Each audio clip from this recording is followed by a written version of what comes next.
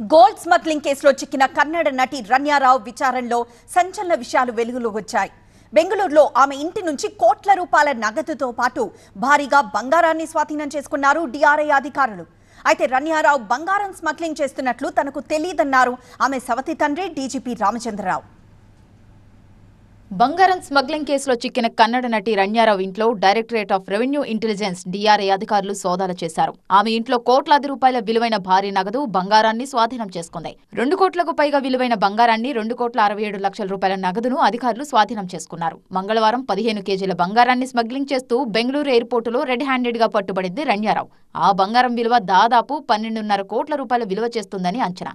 రన్యారావు సవతి తండ్రి డీజీపీ స్థాయి అధికారి కావడంతో పోలీసుల తీరుపై కూడా ప్రశ్నలు తలెత్తాయి. అయితే ఈ వ్యవహారంతో తనకు సంబంధం లేదంటున్నారు రన్యా సవతి తండ్రి రామచంద్రరావు. తన కెరీర్లో చిన్న మచ్చ కూడా లేదని చెబుతున్నారు. రన్యారావు 4 నెలల క్రితమే ఏమండి, ఇప్పటి నుంచి నాకు ఇంటి పనిలో కొంచెం ఎక్కువ హెల్ప్ చేయండి. ఎందుకు? నీకు జాబ్ దొరికిందా?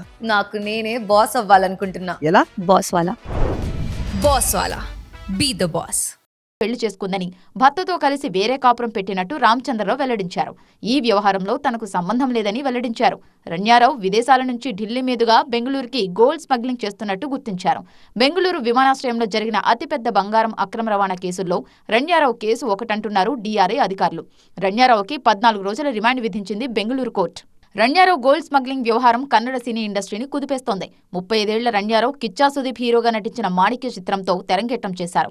వాఘా, పటాకీ సినిమాల్లో కూడా నటించారు. రన్యా ఈ మధ్య తరచూ దుబాయ్ వెళ్లి వస్తుండటంతో ఆమెపై ఓ కన్నేసి పెట్టారు అధికారులు. 15 రోజుల వ్యవధిలోనే ఆమె 4 సార్లు దుబాయ్ వెళ్లడాన్ని గమనించారు. ఎలాంటి అనుమానం రాకుండా గోల్డ్ బిస్కెట్లని దుస్తుల్లో దాచి తీసుకొస్తున్నట్లు గుర్తించారు. చివరికి సోమవారం రెడ్ హ్యాండెడ్ గా పట్టుకున్నారు. ఎయిర్పోర్టులో దిగినప్పుడల్లా తాను డీజీపీ కూతున్నని చెప్పుకొని చెకింగ్ల నుంచి తప్పించుకునేది. ప్రతిసారి పోలీస్ సెక్యూరిటీతోనే బెంగళూరు ఎయిర్పోర్ట్ నుంచి ఇంటికెళ్లేది. రన్యారావు వారంలో 4 సార్లు దుబాయ్ వెళ్లొచ్చిన రోజులు కూడా ఉన్నాయి. దుబాయ్ నుంచి బెంగళూరుకు అక్రమ మార్గాల్లో ఆమె బంగారాన్ని స్మగ్లింగ్ చేస్తున్నట్లు అధికారులు గుర్తించారు. కూతురి నిర్వాకంతో తలపట్టుకుంటున్నారు డీజీపీ కె రామచంద్రరావు. 4 నెలల క్రితం తాను పెళ్లి చేసుకుందని, అప్పటి నుంచి తమతో టచ్లో లేదంటున్నారు ఆయన. అసలు ఈ మధ్య కన్నడ ఇండస్ట్రీలో సెలబ్రిటీలు వివాదాలు, కేసుల్లో చిక్కుకుంటున్నారు. ఇప్పుడు నటి ఏకంగా బంగారం స్మగ్లింగ్తో జైలు పాలైంది.